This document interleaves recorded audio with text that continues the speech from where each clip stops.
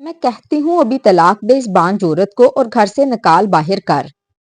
آسیہ بیگم نے اپنی بہو کو بالوں سے پکڑ کر گھسیٹ کر صحن میں پھینکا تھا۔ اس کا بیٹا عدنان حیران پریشان کھڑا تھا۔ شادی کو 3 سال ہوئے تھے۔ ہر روز اس کی ماں کا یہی ناٹک تھا۔ زینت گھبرا کر شوہر کی طرف لپکی اور پاؤں پڑ گئی، مگر اس روز عدنان نے تنگ آ کر اس کو 3 لفظ بول کر گھر سے باہر پھینک دیا۔ چند دن بعد ہی اس کی ماں نے اپنی بھانجی کو بہو بنا لیا۔ 1 سال بعد ہی گھر کے آنگن میں بچے کی کلکاری گونج اٹھی۔ لیکن 3 سال بعد جب عدنان کی میڈیکل رپورٹ اس کے ہاتھ میں آئی تو وہ غصے سے کھول اٹھا، کیونکہ وہ تو کبھی باپ۔ میرا نام عدنان ہے۔ میں اپنے خاندان کا کماؤ بیٹا تھا۔ میری ماں کو مجھ پہ بڑا فخر تھا اور میں ایک اکلوتا بیٹا تھا۔ میری ماں کہتی تھی کہ تجھ سے ہی میری نسل آگے بڑھے گی۔ وہ بیٹیوں سے زیادہ مجھے پیار کرتی تھی، حالانکہ گھر میں 3 بیٹیاں بھی تھیں، یعنی میری 3 بہنیں۔ لیکن ماں ہمیشہ میرے ہی لاڈ نخرے اٹھاتی تھی اور کسی کو بھی کبھی زبان سے نہیں کہا، لیکن سب کو پتا تھا کہ عدنان ہی اس گھر کا بادشاہ ہے۔ ماں اکثر کہا کرتی تھی کہ میری زندگی کا واحد سہارا میرا بیٹا ہے۔ بیٹیاں تو کل کو اپنے گھر چلی جائیں گی، لیکن میرا بڑھاپا میرا بیٹا ہی دیکھے گا۔ اور میں ماں کی اس بات پر خوش ہوتا، بلکہ یوں کہنا درست ہوگا کہ مجھے اپنی ماں کی ہر بات پر یقین تھا اور فخر بھی۔ سکول سے واپسی پر سب سے پہلے میں ماں کے قدموں میں بیٹھتا اور وہ میرے لیے دہی شکر روٹی رکھ دیتی جو میرے لیے خاص بنتی تھی۔ بہنیں بھی وہی کھاتی تھیں، لیکن انہیں کبھی ویسا پیار نہیں ملا جیسے مجھے ملتا رہا۔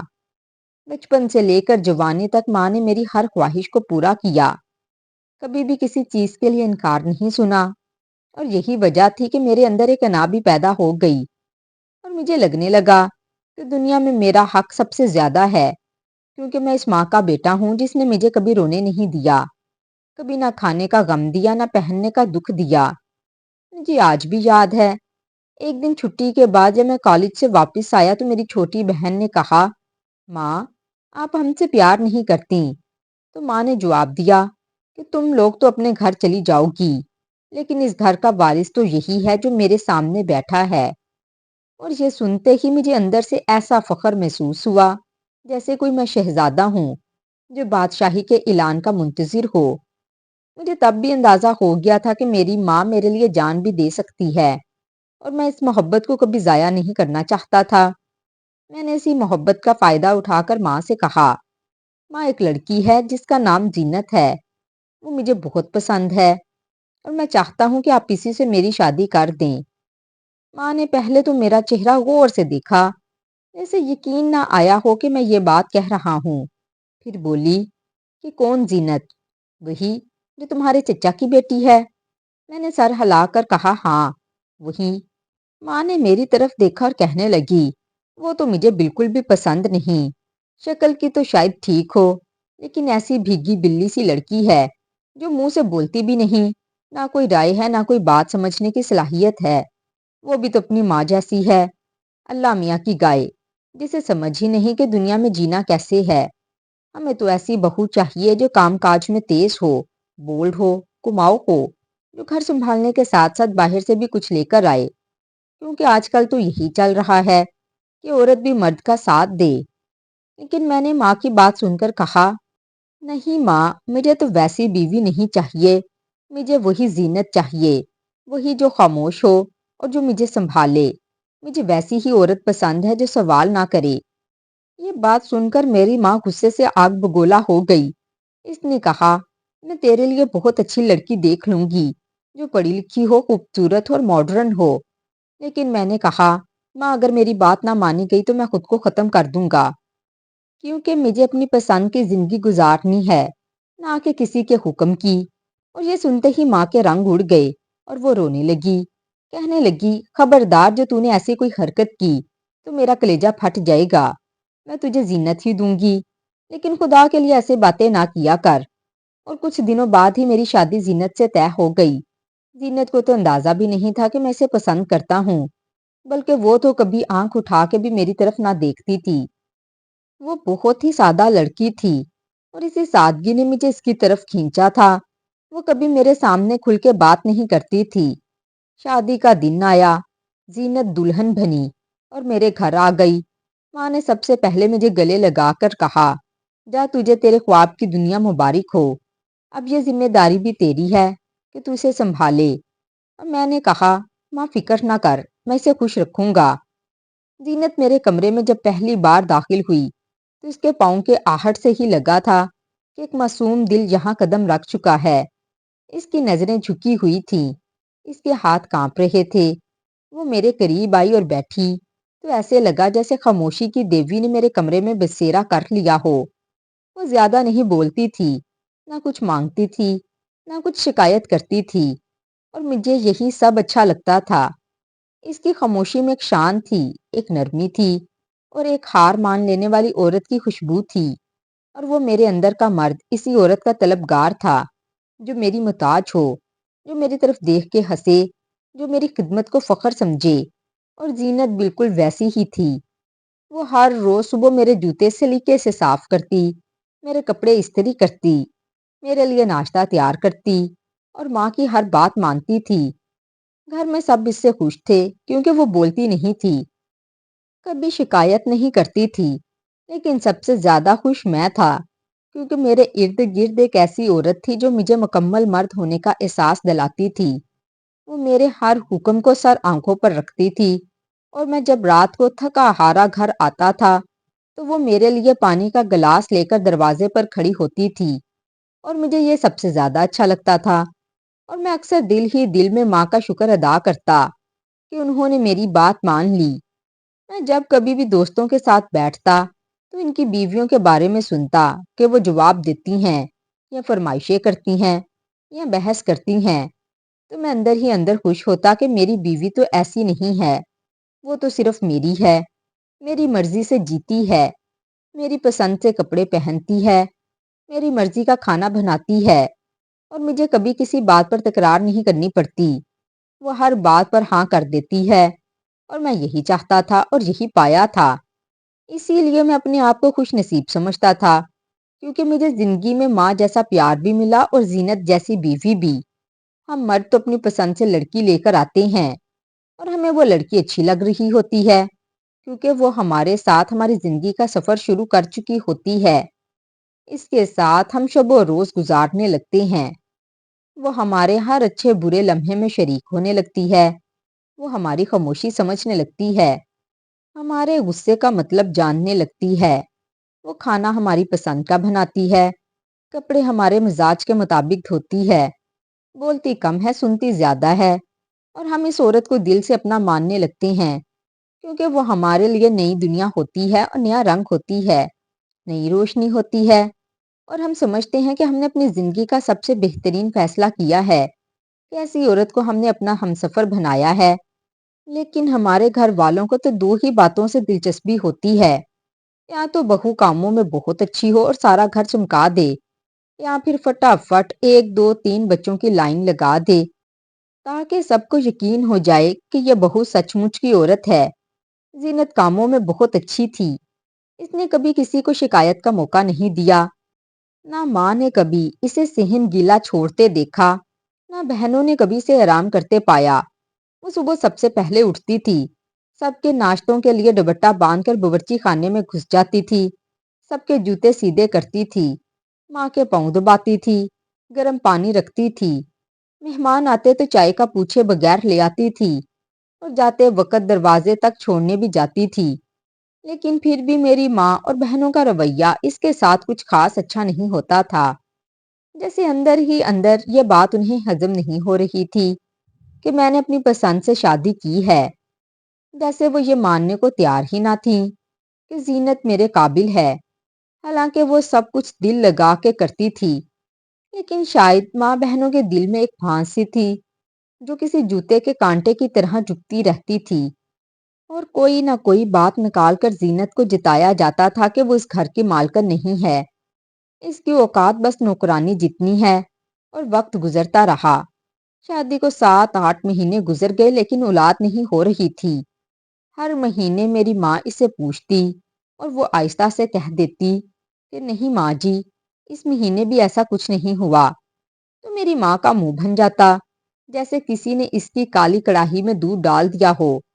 वो बुड़बुड़ाती थी कि क्या फायदा ऐसी बहू का जो नस्ल ही ना बढ़ा सके। अब तो माँ ने भी मुझे कहना शुरू कर दिया कि कहीं तुम लोगों ने कोई फैमिली प्लानिंग तो नहीं की हुई, क्योंकि आजकल के जोड़े बड़े चालाक हो गए हैं और किसी के कहने पे गोलियां खा लेते हैं या टीके लगवा लेते हैं या कोई और जादू करते हैं।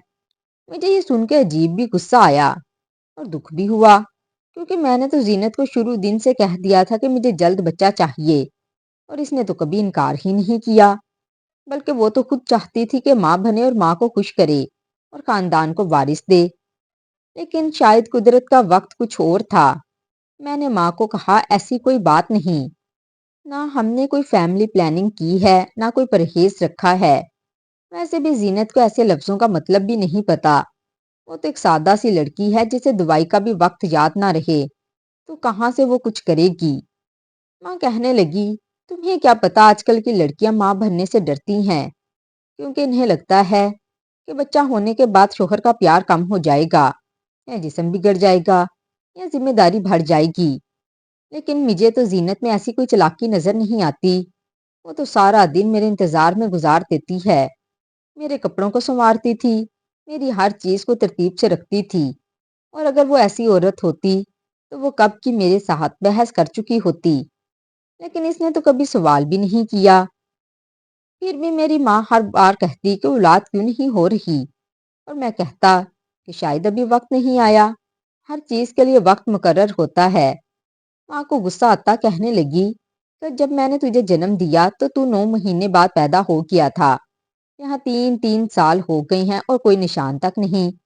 मैं हर रोज घर आता और यही बात सुनता। मेरी बहनें भी अब जीनत पे चढ़ाई करने लगी थीं।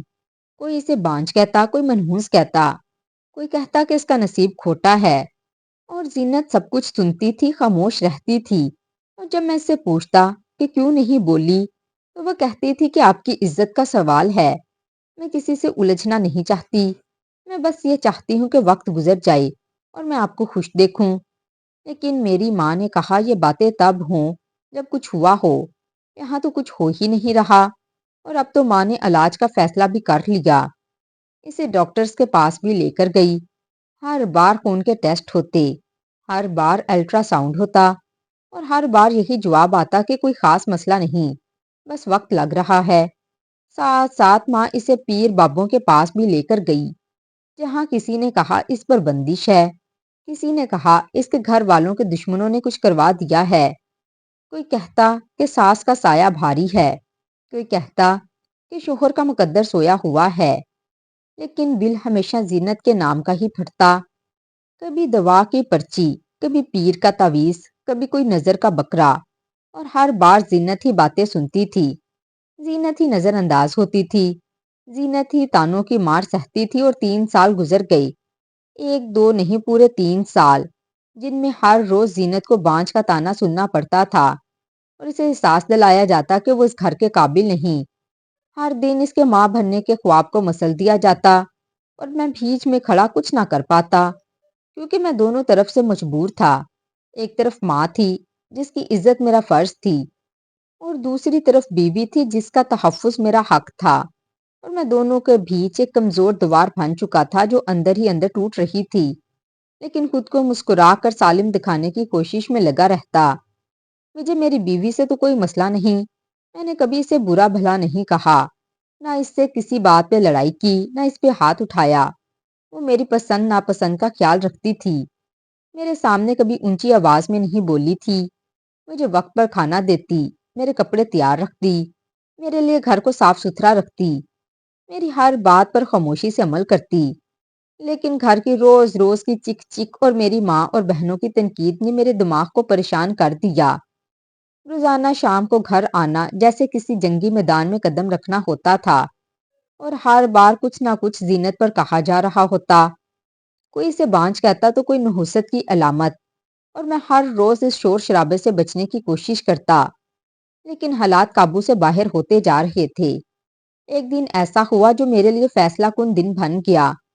मेरी माँ जीनत को एक मशहूर गायनाकोलॉजिस्ट के पास ले गई। इस वक्त मैं काम पर था। ماں خود ہی اسے لے کر چلی گئی۔ شام کو جب میں گھر واپس آیا تو زینت میرے کمرے میں بیٹھی تھی۔ اس کی آنکھوں میں نمی تھی۔ میں نے پوچھا کیا ہوا، ڈاکٹر نے کیا کہا؟ تو وہ بولی کہ ڈاکٹر نے کہا ہے آپ بالکل ٹھیک ہیں، آپ کو کسی علاج کی ضرورت نہیں، لیکن بہتر ہوگا کہ آپ اپنے شوہر کا ٹیسٹ کروا لیں۔ وہ کہتے کہتے رک گئی۔ اس کی آواز میں لرزش تھی، جیسے کوئی بہت بڑا جرم بیان کر رہی ہو۔ میں نے اسے غور سے دیکھا تو وہ نظریں جھکا چکی تھی، لیکن اس کی یہ بات گھر میں سب سے چھپ نہ سکی۔ پتہ نہیں ماں کو کیسے پتا چلا، یہ شاید زینت نے خود بتایا تھا۔ لیکن جب ماں کو علم ہوا تو وہ آگ بگولا ہو گئیں۔ وہ کمرے میں آئیں اور مجھے آواز دے کر صحن میں لے آئیں۔ زینت پہلے ہی وہیں بیٹھی تھی۔ ماں نے سب کے سامنے اونچی آواز میں کہا، آج اس نے میرے بیٹے پہ الزام لگایا ہے کہ وہ مرد نہیں، اس میں مردانگی نہیں۔ یہ کیسے کہہ سکتی ہے؟ یہ کون ہوتی ہے میرے بیٹے کے بارے میں ایسی بات کرنے والی؟ پھر ماں نے زینت کو گریبان سے پکڑا اور جھٹکے سے صحن کے بیچوں بیچ دھکا دے دیا۔ وہ زمین پر گری اور رونے لگی۔ میری بہنیں چپ چاپ تماشا دیکھ رہی تھیں، جیسے کوئی تماشا لگا ہو، اور میں بھی بس کھڑا دیکھتا رہا، لیکن زبان میری خاموش تھی۔ ماں نے چیختے ہوئے کہا، آج ابھی کے ابھی سے طلاق دے دے، ورنہ میں خود اسے گھر سے باہر نکال دوں گی۔ یہ بانجھ ہے، اس نے 3 سال میں ہمیں کچھ نہیں دیا۔ کیا عورت کا کام صرف کھانا پکانا ہوتا ہے؟ کام تو نوکرانی بھی کر لیتی ہے۔ بہو کا کام تو گھر کے وارث کو جنم دینا ہوتا ہے۔ اس نے کیا کیا ہے اب تک، اور ہم اسے کیوں پالیں؟ اب تک صبر کیا ہے، بس بہت ہو گیا۔ اب اسے رخصت کر دو، ورنہ میں خود اسے اٹھا کر باہر پھینک دوں گی۔ میں زینت کو دیکھ رہا تھا۔ وہ زمین پر بیٹھی آنکھوں سے آنسو بہا رہی تھی، لیکن بول کچھ نہیں رہی تھی۔ پھر وہ گھسٹ کر میرے پاؤں میں آ گئی اور کہنے لگی، میں نے تو صرف وہی بات کہی تھی جو ڈاکٹر نے کہی۔ میرا مقصد آپ کی توہین نہیں تھی، مجھے معاف کر دیں۔ اگر میں نے کچھ غلط کہا ہو تو مجھے معاف کر دیں، مجھے طلاق نہ دیں۔ آپ مجھے چھوڑ دیں گے تو میں کہاں جاؤں گی؟ میرے ماں باپ کا گھر تو کب کا چھوٹ چکا ہے۔ میری بہنوں کا کیا ہوگا اگر آپ نے طلاق دے دی؟ تو میں کسی کو منہ دکھانے کے قابل نہیں رہوں گی۔ میں نے کہا، کہاں رہو گی، کیا کرو گی، کیسے زندہ رہو گی؟ لیکن اس وقت میرے اندر نہ جانے کون سا غرور تھا۔ شاید وہ مردانگی کا زخم تھا، شاید وہ ماں کی باتوں کا دباؤ تھا، یا شاید میرے اندر وہی معاشرتی انا جاگ گئی تھی جو مرد کو یہ سکھاتی تھی کہ اگر کوئی عورت اس کے وقار پر انگلی اٹھائے تو اسے چھوڑ دینا ہی بہتر ہے۔ میں نے زینت کی کسی بات کا جواب نہیں دیا، نہ اسے دلاسا دیا، نہ تسلی دی، بلکہ خاموشی سے اس کی طرف دیکھا اور پھر 3 لفظ بول دیے۔ وہ 3 لفظ جو کسی عورت کی دنیا اجاڑ دیتے ہیں، اس کی عزت خاک میں ملا دیتے ہیں اور اس کے ارمانوں کو دفن کر دیتے ہیں۔ میں نے کھڑے کھڑے کہا، میں تمہیں طلاق دیتا ہوں۔ وہ جیسے پتھر کی ہو گئی۔ اس کی آنکھیں کھلی کی کھلی رہ گئیں۔ وہ ساکت ہو گئی، جیسے جسم سے جان نکل گئی ہو۔ ماں نے فوراً کہا، اب جا، اپنا سامان اٹھاؤ اور نکل جاؤ یہاں سے، اور صرف وہی سامان لینا جو اپنے ساتھ لائی تھی۔ اور تم تو لائی ہی کیا تھی، صرف 2 جوڑے کپڑے اور کچھ پرانے برتن، وہ بھی میرے گھر کے ہی تھے۔ شام تک زینت نے چپ چاپ اپنے 2 جوڑی کپڑے ایک چھوٹے سے تھیلے میں ڈالے اور بغیر کچھ بولے گھر سے چلی گئی۔ کہاں گئی، کس کے ساتھ گئی، کسی کو کچھ پتا نہیں تھا۔ میں بھی پوچھنے نہیں گیا۔ مجھے ایسا لگ رہا تھا جیسے گھر سے کوئی بوجھ ہٹا ہو، جیسے اب سکون آ جائے گا۔ اگلے دن ماں نے کہا کہ اب میں تمہارے لیے دوسری شادی دیکھ رہی ہوں۔ اب کی بار اپنی پسند نہیں، میری پسند سے ہوگی، اور میں تمہارے لیے ایسی لڑکی لاؤں گی جو اچھی بھی ہو اور سمجھدار بھی ہو، خوبصورت بھی ہو، اور جو تمہیں وارث دے سکے۔ ماں کی بات سن کر میں بھی اندر ہی اندر خوش ہونے لگا۔ میرے دل میں یہ خیال آیا کہ اب نئی زندگی شروع ہوگی، نئی لڑکی ہوگی، نئی باتیں ہوں گی۔ وہ میرے دل کو بہلائے گی، میرے کمرے کو سجا دے گی، میرے دل کو سکون دے گی۔ وہ میری خدمت کرے گی، مجھے اولاد دے گی، اور میرے خاندان کو ایک نئی خوشی ملے گی۔ میں نے اس خیال کو اپنے دل میں سجا لیا اور سوچا کہ جو ہو گیا وہ شاید ہونا ہی تھا۔ شاید قسمت کو یہی منظور تھا اور اب مجھے آگے بڑھنا ہے۔ تقریباً 2 مہینے بعد ماں نے اپنی بھانجی سے میری شادی کروا دی، یعنی میری خالہ کی بیٹی سونیا سے شادی ہو گئی۔ سونیا بہت خوبصورت تھی، رنگت صاف تھی، اور چلنے پھرنے بولنے کا انداز ایسا تھا جیسے کسی فلم کی ہیروئن ہو۔ وہ ایک کمپنی میں نوکری کرتی تھی اور ہر مہینے 80,000 روپے کماتی تھی۔ اکلوتی بیٹی ہونے کی وجہ سے اس کے ماں باپ نے اس کی شادی میں کوئی کمی نہیں چھوڑی، لاکھوں روپے کا جہیز لے کر آئی۔ ہر طرف سونیا کے جہیز کی باتیں ہو رہی تھیں۔ Fridge, LED، bed, dressing table, clean صوفے، کچن کے برتن اور جانے کیا کیا چیزیں تھیں جس کے ساتھ آئی تھی۔ میری ماں جیسے جیت گئی ہو اور بار بار سب کو بتاتی کہ دیکھو یہ ہوتی ہے اصلی بہو۔ ایک وہ آئی تھی جو 2 جوڑی کپڑوں کے ساتھ، اور دیکھو یہ 22.5 لاکھ کا جہیز لے کر آئی ہے۔ وہ تو میٹرک بھی پاس نہیں تھی اور یہ کمپنی میں کام کرتی ہے، مہینے کے 80,000 روپے کماتی ہے۔ سونیا جب گھر میں آئی تو واقعی ہر کوئی اسے دیکھ کر تعریف کرتا۔ اس کی شخصیت میں ایک اعتماد تھا، ایک شان تھی۔ وہ میرے ساتھ بھی عزت سے بات کرتی، لیکن اس کے لہجے میں ایک خود اعتمادی بھی تھی جس میں نرمی کم اور انا زیادہ تھی۔ شادی کے شروع کے دن بہت اچھے گزرے۔ وہ میرے ساتھ خوش رہتی، میں اسے باہر لے کر جاتا، شاپنگ کرواتا، وہ بھی میرے لیے گفٹس لاتی۔ سچ پوچھو تو زینت کے بعد سونیا کی صورت میں مجھے جیسے نئی زندگی مل گئی تھی۔ وہ واقعی میرے دل کو بھاگ گئی، لیکن آہستہ آہستہ حقیقت سامنے آنے لگی۔ سونیا گھر کے کسی کام میں دلچسپی نہیں لیتی تھی۔ اس نے سیدھا کہہ دیا کہ میں صبح آفس جاتی ہوں، 5 بجے آتی ہوں، مجھے کھانا ریڈی چاہیے، میرا کمرہ صاف ستھرا ہونا چاہیے، میرے ہاتھ میں کافی کا مگ ہونا چاہیے، میں آ کر تھوڑی دیر آپ سب کے ساتھ بیٹھوں گی، اس کے بعد مجھے اپنے شوہر کے ساتھ وقت گزارنا ہے، کیونکہ یہی وقت ہوتا ہے جس میں بیوی اور شوہر ایک دوسرے کو جان سکتے ہیں۔ وہ یہ باتیں اتنے اعتماد سے کہتی کہ کوئی اس کے جواب میں کچھ بول ہی نہیں پاتا تھا۔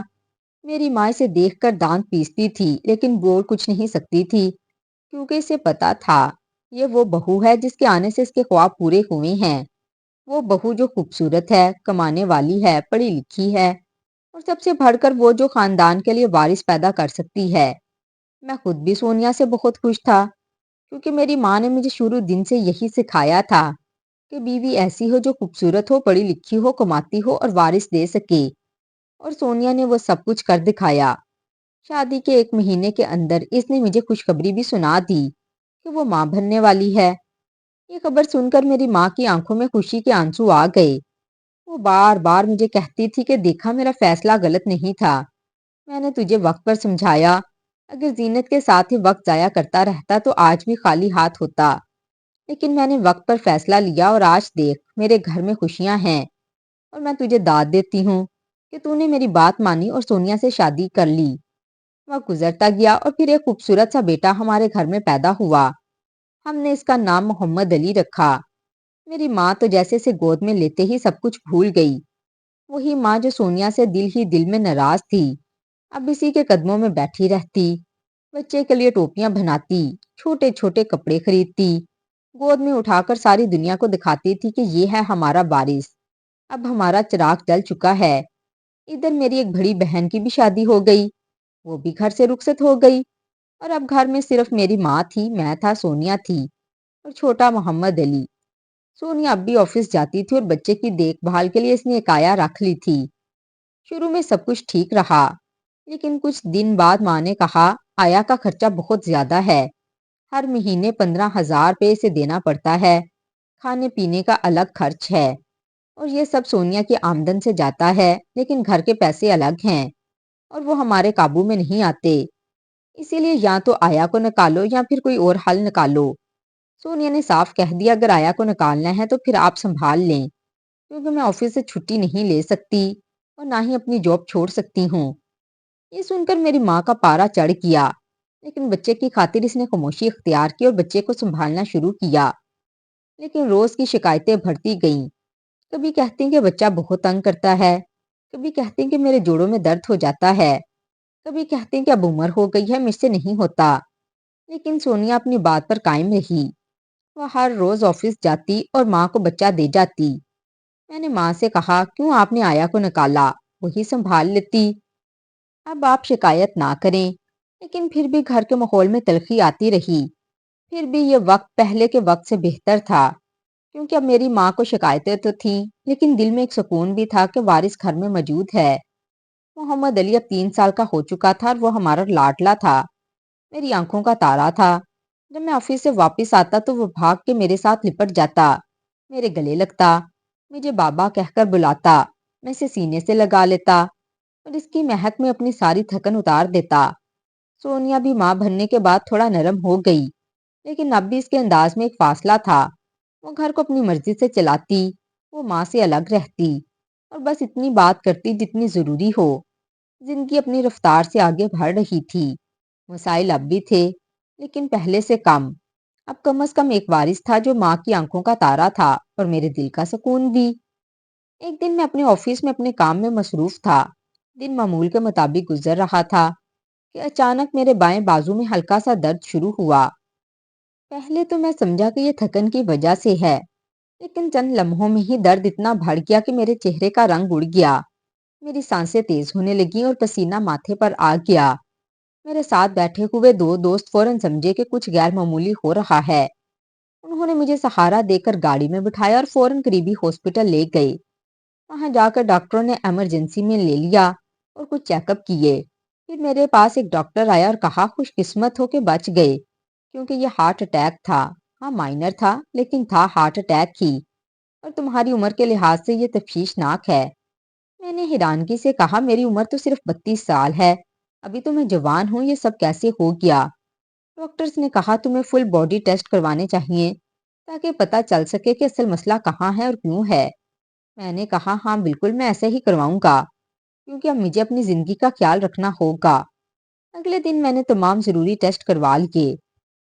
کچھ ٹیسٹ ایسے بھی شامل کیے جن کے بارے میں مجھے خیال آیا کہ شاید ان کی ضرورت نہیں، لیکن دل میں خوف سا بیٹھا ہوا تھا، اس لیے میں نے سوچا کہ بہتر ہے کہ سب کچھ ایک ہی بار جان لیا جائے تاکہ کل کو کوئی پچھتاوا نہ ہو۔ جب 2 دن بعد رپورٹ میرے ہاتھ میں آئی تو میں نے ایک ایک صفحہ کھولا اور پڑھتا گیا۔ سب کچھ معمول کے مطابق تھا، لیکن ایک رپورٹ نے میرے ہوش اڑا دیے۔ میرے ہاتھ کانپنے لگے، میری آنکھوں کے سامنے اندھیرا سا چھا گیا۔ مجھے یقین نہیں آیا کہ میں نے اس رپورٹ کو 3 بار پڑھا۔ پھر دوبارہ کنفرم کرنے کے لیے میں نے وہی ٹیسٹ 2 مختلف لیبارٹری سے دوبارہ کروائے اور وہی نتیجہ آیا۔ اب میں جان چکا تھا، جو میں نے جانا وہ ایک بہت بڑی سچائی ہے، ایک ایسا راز جس نے میری پوری زندگی کو بدل دیا۔ میں وہ رپورٹ ہاتھ میں لیے گھر آیا، میرے چہرے پر حیرت، غصہ اور صدمے کے ملے جلے تاثرات تھے۔ سونیا کچن میں تھی، ماں سامنے بیٹھی ٹی وی دیکھ رہی تھی۔ میں نے بلند آواز میں سونیا کو پکارا اور کہا یہ بچہ کس کا ہے؟ سونیا میرے سامنے آ کر کھڑی ہو گئی اور تھوڑا حیران ہو کر بولی تمہارا ہے اور کس کا ہوگا؟ میں نے سخت لہجے میں کہا میں پھر پوچھ رہا ہوں کہ اس بچے کا باپ کون ہے؟ پیچھے سے میری ماں بولی کہ تو ہے اس کا باپ اور کون ہوگا؟ یہ کیسی باتیں کر رہا ہے اور تجھے کیا ہو گیا ہے؟ میں نے ماں کی طرف دیکھا اور کہا امی آپ بیچ میں نہ بولیں، میں سونیا سے بات کر رہا ہوں، یہ میری زندگی کا معاملہ ہے، اس لیے مجھے اس کا جواب چاہیے۔ اب سونیا کی آنکھوں میں ہلکی سی گھبراہٹ نظر آنے لگی۔ میں نے پھر پوچھا کہ مجھے سچ سچ بتاؤ ورنہ مجھ سے برا کوئی نہیں ہوگا۔ وہ خاموش رہی، چپ چاپ مجھے دیکھتی رہی جیسے الفاظ کھو چکے ہوں۔ میں نے پھر دھارتے ہوئے کہا میں تم سے آخری بار پوچھ رہا ہوں کہ اس بچے کا باپ کون ہے؟ ماں میری طرف بڑھی اور کہا کچھ تو خیال کرو، بیوی ہے تمہاری اور بچہ بھی تمہارا ہی ہے۔ میں نے کہا امی یہ بچہ میرا نہیں ہو سکتا، کیونکہ رپورٹ میں صاف صاف لکھا ہے کہ میں فطری طور پر اولاد پیدا کرنے کے قابل ہی نہیں، اور یہ بات میں نے ایک نہیں 2 بار کنفرم کروا چکا ہوں، اور 2 مختلف لیبارٹریز سے یہ رپورٹ آئی ہے۔ یہ کوئی عام غلطی نہیں ہو سکتی، اسی لیے اب صرف ایک سوال ہے کہ یہ بچہ کس کا ہے؟ سونیا کی رنگت بدل گئی، اس کے چہرے کا خون اتر گیا اور وہ چپ چاپ کمرے کی طرف بھاگ گئی۔ میں بھی اس کے پیچھے گیا اور میں نے اس سے کہا اب تمہیں مجھے سب کچھ سچ بتانا ہوگا۔ میں نے اس کے سامنے وہ سب رکھ دیا جو میرے دل میں تھا۔ میں نے اسے اس کے لہجے میں جواب دیا، مردوں کی طرح اس سے سوال کیا اور کہا میری زندگی سے کھلواڑ کیا گیا ہے، یہ سب کچھ میں برداشت نہیں کر سکتا۔ میں نے اسے جھنجھوڑا اور کہا تم سچ کیوں نہیں بولتی؟ تب وہ جیسے پھٹ پڑی اور بولی ٹھیک ہے سن لو سچ، میں تمہاری زندگی میں آنے سے پہلے کسی اور سے محبت کرتی تھی، ہمارا رشتہ بہت گہرا تھا اور وہ میری زندگی کا حصہ تھا، میں نے اس کے ساتھ خواب دیکھے تھے، وقت گزارا تھا، لیکن اس نے مجھے دھوکہ دے دیا، اس نے مجھے چھوڑ دیا، میں ٹوٹ گئی اور بدلے میں نے ضد میں آ کر تم سے شادی کر لی۔ میں نے سوچا کہ تمہیں اپناؤں گی، تم سے محبت کروں گی اور وہ سب کچھ بھول جاؤں گی، لیکن میں کبھی تم سے محبت کر ہی نہ سکی۔ کیونکہ تم وہ نہیں تھے جس سے میں نے محبت کی تھی، تم تو میرے بدلے کا ذریعہ تھے۔ اور ہاں، یہ بچہ اسی کا ہے۔ میں نے تم سے اس لیے شادی کی تاکہ اسے دکھا سکوں کہ میرے پاس اب کوئی اور ہے، میری زندگی میں ایک نیا شخص ہے اور میں خوش ہوں۔ تمہارا انتخاب میرے لیے محبت کا نہیں بلکہ انتقام کا فیصلہ تھا۔ یہ سنتے ہی میرے اندر ہزار ٹکڑے ہو گئے، میں ٹوٹ کر بکھر گیا۔ مجھے لگا جیسے میری ساری دنیا کسی نے مجھ سے چھین لی ہو، اور سب سے بڑھ کر میرے ضمیر کی آواز مجھے جھنجھوڑنے لگی کہ زینت کو میں نے کیسے بے دردی سے دھتکار دیا۔ اس نے تو کبھی مجھ پر شک نہیں کیا تھا، اس نے تو ہمیشہ میرا ساتھ دیا، اور وہ خاموش رہتی، میری عزت کرتی اور سب کچھ برداشت کرتی۔ وہ نیک تھی، وفادار تھی، لیکن میں نے اس کے ساتھ کیا سلوک کیا؟ میں نے اسے بانجھ کہا اور میں نے اسے طلاق دے دی۔ میں نے اس کی عزت کو سرے عام پامال کیا، اور اب میری زندگی میں جو آیا اس نے میرے ساتھ وہ کیا جس کا میں تصور بھی نہیں کر سکتا تھا۔ شاید یہ سب کچھ میرے انہی گناہوں کی سزا تھی۔ شاید یہ ہارٹ اٹیک میرا جسمانی نہیں بلکہ روحانی احتساب تھا۔ میرے گناہوں کا بوجھ میرے سینے پر بوجھ بن کر آیا۔ میں نے بغیر کچھ اور سوچے سمجھے سونیا کو طلاق دے دی۔ میں نے فیصلہ کر لیا کہ میں ایسی عورت کے ساتھ نہیں رہ سکتا جو نہ صرف بے وفا ہو بلکہ اپنی غلطی تسلیم کرنے سے بھی انکاری ہو۔ وہ کہہ رہی تھی کہ رکھنا ہے تو رکھو، نہیں تو جانے دو، مجھے کوئی مسئلہ نہیں۔ میں ایسی عورت کے ساتھ ایک دن بھی نہیں رہ سکتا تھا، اور نہ کسی اور کے بچے کو اپنی زندگی میں اپنا کہہ کر پال سکتا تھا، کیونکہ وہ جھوٹ ہوتا اور میں سچ جان چکا تھا۔ اسی لیے میں نے سونیا کو اس کے ساز و سامان سمیت رخصت کر دیا، ہمیشہ کے لیے۔ میں نے اس دن کے بعد خود کو مکمل طور پر بدل لیا۔ میں نے ہر چیز سے کنارہ کشی اختیار کر لی۔ میں نے اپنا فون بند کر دیا، دوستوں سے ملنا چھوڑ دیا، دفتر سے رخصت لے لی، اور کئی دنوں تک میں اس کی قبر کے پاس بیٹھا رہا، نہ کسی سے بات کی، نہ کسی کی بات سنی، نہ کھانے کا ہوش تھا نہ پینے کا۔ بس زینت کا چہرہ آنکھوں کے سامنے رہتا اور وہ خاموشی یاد آتی جس میں وہ میرے گھر سے واپس گئی۔ اس کی وہ آنکھیں جس میں صرف سوال تھے جس کا جواب میں نے کبھی دینے کی کوشش ہی نہ کی۔ اس کی وہ آنکھیں جو امید لیے میرے دروازے پر کھڑی تھیں، لیکن میں نے وہ دروازہ بند کر دیا۔ میں نے اپنے ہاتھوں سے اس کی زندگی چھین لی، اب وہ واپس نہیں آ سکتی تھی۔ میری ماں نے جو کہا وہ اپنی جگہ، لیکن میں نے جو کیا وہ مجرمانہ تھا۔ میں نے ایک زندہ انسان کو مردہ بنا دیا، صرف اسی لیے کہ مجھے اپنے غرور سے فرصت نہ تھی، صرف اسی لیے کہ میں اپنی بیوی سونیا کی باتوں میں آتا رہا۔ ایک دن جب سچ سامنے آیا تو میرے پاس صرف پچھتاوا رہ گیا۔ میری ماں نے بھی بعد میں مانا کہ ان سے غلطی ہوئی، لیکن تب تک زینت کی قبر پر گھاس اگ چکی تھی، اور اس قبر پر صرف ایک نام لکھا تھا، وہ نام جسے میں اپنی زندگی سے مٹا بیٹھا۔ اب میں روز اس قبر پہ جا کر بیٹھتا، کبھی دعائیں پڑھتا، کبھی خاموشی سے روتا، کبھی اپنے گناہ گنتا، کبھی معافی مانگتا، لیکن قبر کے نیچے لیٹی زینت نہ تو اب سن سکتی تھی نہ کچھ کہہ سکتی تھی، اب وہ صرف خاموش تھی۔ میری زندگی میں اب کوئی رنگ نہیں بچا تھا، بس سیاہی رہ گئی تھی، اور سیاہی میں ڈوبا ایک مجرم جو اپنی محبت کو کھو چکا ہے ہمیشہ کے لیے۔ تو ناظرین، ہماری آج کی کہانی آپ کو کیسی لگی؟ کمنٹ باکس میں اپنی رائے کا اظہار لازمی کیجیے گا، اور مزید اس طرح کی سب اکموز کہانیاں سننے کے لیے ہماری ویڈیو کو لائک کریں، شیئر کریں، اور ہمارے چینل کو سبسکرائب بھی کر دیں۔ شکریہ۔